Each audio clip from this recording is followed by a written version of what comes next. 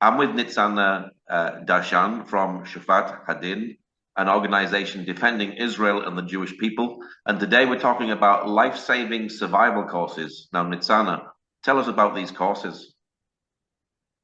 Well, Paul, first of all, thank you for having me on your show.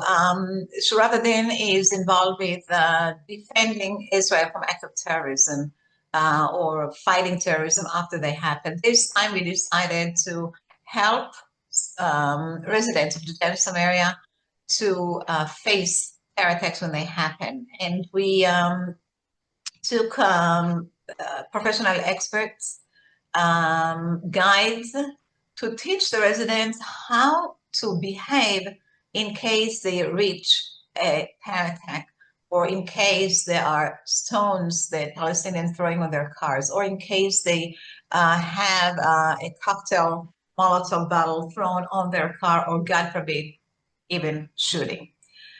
And during this training, everybody participant bring his own car, and they just learn what to do, how to be conscious, how to be very careful, what to think, what should be the first response when something happens, how to take care of the kids that are sitting in the back seat, or the a passenger next to you, how to cut the belt if the car goes on fire, and incidents like this.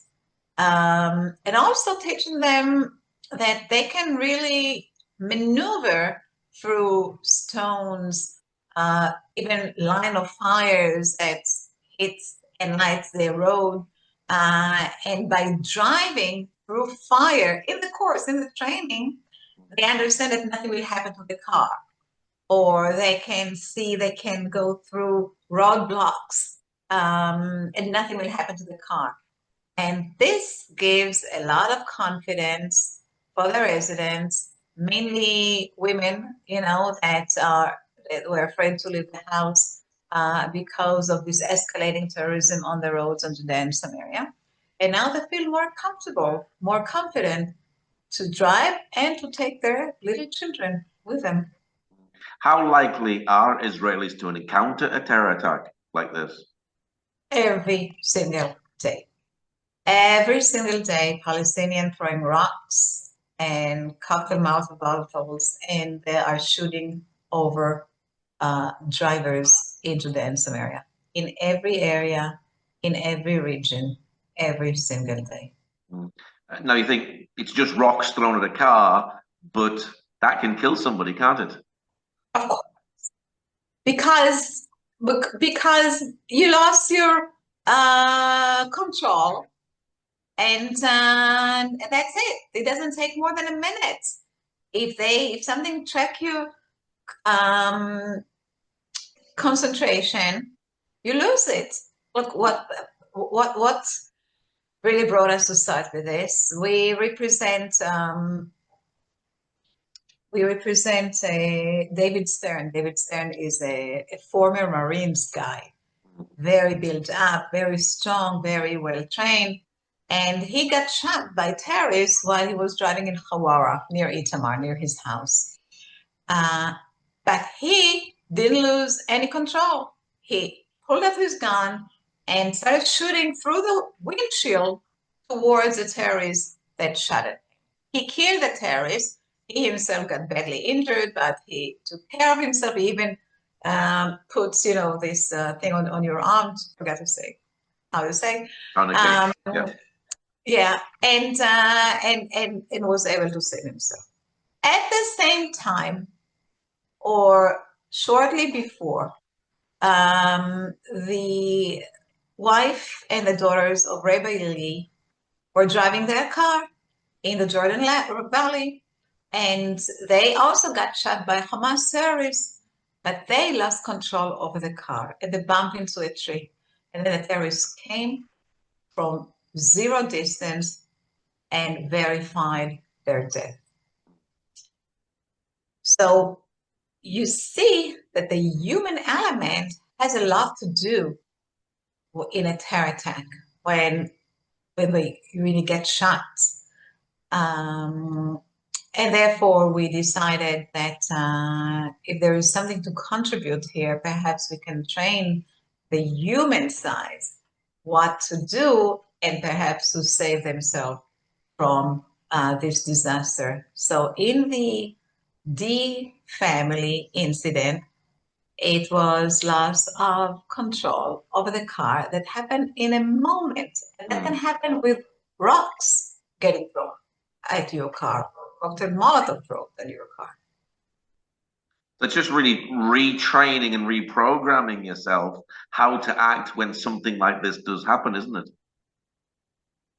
Yes, it's not easy, but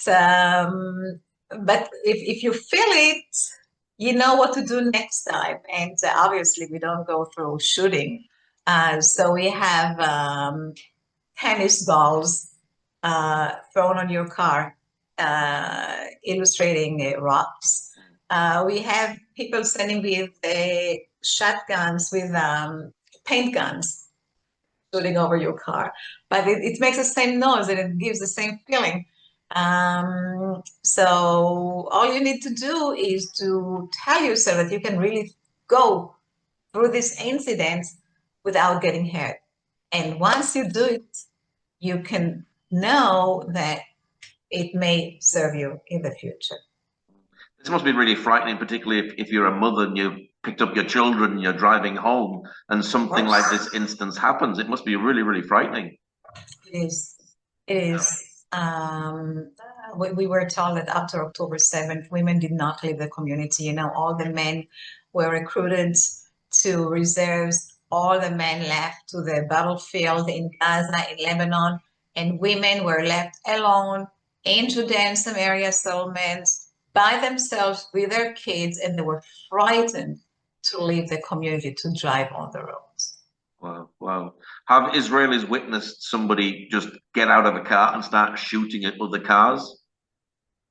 It's no, I mean, you mean like an Israeli driver get out and shoot? Yeah, I don't think no, people no, do that. I'm meaning as a terrorist attack. Have they witnessed a terror attack where a Palestinian terrorist has got out of the car and started shooting at cars? You're maybe at a road junction and you don't know what to do. You're sort of stuck and trapped there. Yes, yes, that's the dangers, of course. Yeah. That's what happens. Not everybody is a Marine soldier, you know, that can know what to do or how to pull a trigger and how to shoot over the terrorists. So most people, what you want to do really is to run away, is to get out of this thing. And this is what we teach them. Yeah. Do you have people on the course who've actually witnessed a terror attack and they want to know how to prepare themselves more? Yes. A lot of the residents experience the terror attack themselves. Yeah. Of course. It must be very, very frightening. It is. What sort of people are you getting coming on this course? We have mainly women, but not only. We have the first respondents from the different settlements. We have youth, we have men. Sometimes it's combined, and it's every course is 25 person at a time. So sometimes we go back to the settlement 2, 3, 4 times where all the residents can take part of it. Have you had people actually come back to you later on? They've been on the course, yes. And they've come back and they've told you, this saved my life. Yes, yes, of course. People send us notices to call, and they said, you know, I just got off a rock throwing at me, and I kept going. I didn't stop. I didn't hesitate. I didn't slow. I just kept going. Somebody told me that she reached a point where there was fire on the road from probably a Molotov cocktail, and she just drove through. She said, I remember that nothing happens to the car. She just drove through, and indeed she escaped and she was saved. Yes.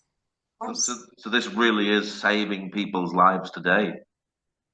Yes, 100%. Unfortunately, this is the reality where we live, and this is what we do in order to survive. Have you seen more terrorist attacks since October the 7th on the roads, things like this?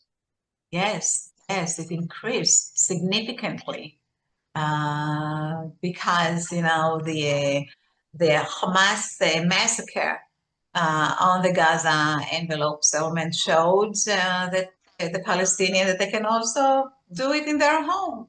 So they came, masses of them, and started throwing rocks and really terrorizing the roads.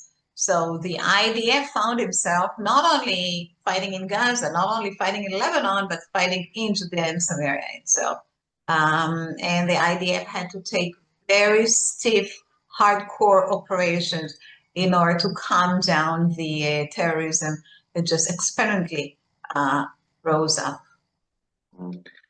Are Israelis fearful when they go out in their car and they drive maybe to work or to school, anything like that? Is there an element of fear that they're facing, that they're having? Unfortunately, yes. People that live in Judea and Samaria are, feel a little bit insecure because you don't even have time to prepare, or you don't have time to run to a shelter. And when Hamas shoots rockets, you have 15 seconds, sometimes you have 30 seconds, even a minute, minute and a half to run to a shelter. So there is a story in Lebanon when Hezbollah shoot missiles. But in Judea and Samaria, when people come behind your car or to the side of the road and start shooting, what do you have? No, zero. You have zero to get prepared, to get ready. And you have to respond on the spot. So this is a very scary situation. And this is why people, when they drive into the Samaria, are driving with 4 eyes on the wheel, not 2 eyes, 4 eyes. Very, very careful, very in full conscious that, God forbid, something can happen any given moment. This must be very difficult, particularly if you have children in the car. They can be very distracting at some times, but if something does happen, the natural response for a mother is wanting to protect her children at the same time. 100%.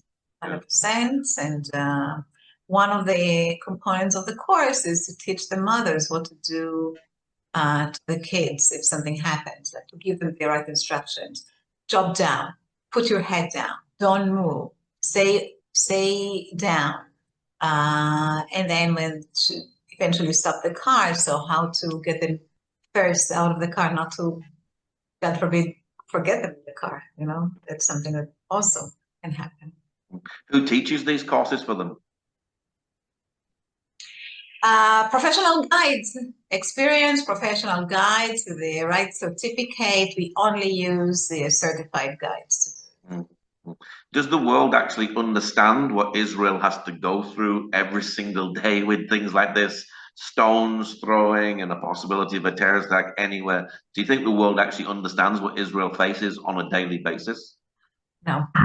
No. No, otherwise the world would not bash Israel for fighting for its life, for trying to defend its citizens who live in their only country. So this is something that you're doing practical for people. What sort of other things do you work and you do as Shurat Hadin? Well, we recently got involved with the New York Times article of Nick Kristof. This is an article that claims it's actually a blood libel against IDF soldiers and prison guards in the Israeli prison that allege that Palestinian prisoners are being raped by IDF soldiers and prison guards, and even they train dogs to go and rape Palestinian prisoners. Like, it's sick, really, really sick. The bottom that you can reach with this article. But Kristof and the New York Times staff and editors were very careful when they published this article, meaning they mentioned no names of soldiers, of prison guards, of settlers, nobody. They mentioned no place, no name of a prison that you can identify prison guards from. They mentioned no dates, no particular incidents, nothing that can defame a specific person or a specific unit, which enabled them to bring a lawsuit, defamation suit. And therefore, absolutely no evidence they're presenting there. They're just making, so some Palestinian in prison who doesn't like Israel making a claim, and they're just believing it. Right. So this is in addition. The source are no source, not reliable at all. They mentioned a report that was written by a pro-Hamas person. Obviously, they rely on UN reports, which we always seem to be very, very biased against Israel and baseless without any proof, any hardcore evidence. And they keep it in a way that you can't really bring a lawsuit against it. Also, they disguise it under an op-ed, another protection from defamation lawsuit. So what we're doing in Shurat Hadin is convincing the Israeli Ministry of Justice to bring a criminal indictment against the New York Times and Nick Kristof for this defamation article. According to the Israeli law, you can bring to justice those who defame the state of Israel with the permission and the approval of the Attorney General of the State of Israel. And this is what we did yesterday. We approached the Attorney General in order to allow the Ministry of Justice to bring this New York Times reporter and the New York Times editor to justice in Israel. So this is something you're personally getting involved with at the moment? Yes. It seems crazy that someone would even accuse that training dogs to rape people. It seems absolutely crazy. Sick. Yeah. It's really sick. It's like we ran out of allegations. What else you can argue against the idea of soldiers? So imaginary, unbelievable, and biological too. So this is like a modern day blood libel, really, isn't it? 100%. Yeah, yeah. What other stories are you working with at the moment as well? I'm sorry? What other news stories are you working with at the moment? Well, we just won a judgment in the federal courts of the United States against the Palestinian Authority for $655 million. Oh. That was a legal proceeding we started 22 years ago. Wow. But we finally won. We actually won a judgment in this case in 2015, but it was vacated on appeal based on personal jurisdiction argument. And for 10 years, we fought in court and we went to Congress. And we took all legal proceedings, went all the way to the Supreme Court of the United States in order to put back the personal jurisdiction and to reinstate the judgments. And ultimately, we won. The victims are going to receive $655 million from the hands of the Palestinian Authority that runs their pay-for-slave policy that compensate the terrorists who kill American citizens. And this is to teach them that it's not worth their while to support terrorism. And you know, as a result of this case, the Palestinian Authority announced that they will not continue with their pay-for-slave policy. At least that's what they said. You and I and everybody else know that there is no chance the Palestinian Authority will not compensate the murderers of Israeli citizens, these jihadists. But at least they're not going to do it in a very comfortable way that they did so far, according to a prisoner's law that they legislated that obligates them to do so. How do you get the money for this from the Palestinian Authority? I know that many people maybe don't know that Israel actually hands over money to the Palestinian Authority. So do they take it from Israel's money from taxes and all these sort of things? So instead of giving it to the Palestinian Authority, do they give it to the victims instead? Right, 100%. So we passed a law in Israel recently that forces the treasury in Israel take the money that they froze from the Palestinian Authority. Usually Israel gives tax money to the Palestinian Authority on a monthly basis. This is the mechanism. According to Oslo Accords, Israel collects the tax money for the Palestinians and give it to their hands at the end of each month. Recently, in the past 3 years, the Ministry of Treasury in Israel decided that every time the Palestinian Authority will pay money to the terrorists in jail, they will take the same amount of money and freeze it from the tax money that the Palestinian Authority will not receive it, like a penalty. So the new law that we legislated says that if you have a judgment against the Palestinian Authority, you are a victim, you can collect it from these frozen assets of the Palestinian Authority. And so far, the Treasury have paid hundreds of millions of dollars to the hands of Israeli terror victims, confiscating their judgment. Wow. In this particular case, we are going also against the tax money, but also against other assets. The Palestinian Authority apparently have money, they have bank accounts, they have investments funds, they have portfolios, they have many assets that we are going to put our hands on and to collect this judgment on behalf of the victims. Well, for people who'd like to know more about the work that you do and perhaps partner with the work of training people to get out of terrorist situations, what is your website address for people who'd like to know more? Yes, so first of all, thank you for this question. Shurat Hadin is based on donations, so we would like any support possible. The website is israellawcenter.org, israellawcenter.org, or you can Google Shurat Hadin or my name, and it will pop up. And join our mailing list, become a partner to the war for the sake of the Jewish state. And this is war, isn't it? You know, every day what you're doing is war. You're doing legal war, fighting against all these actions and things that are taking place. Yes, 100%. Yeah. Well, Nitsana, thank you very much for sharing today. My pleasure. Thank you, Paul, for having me.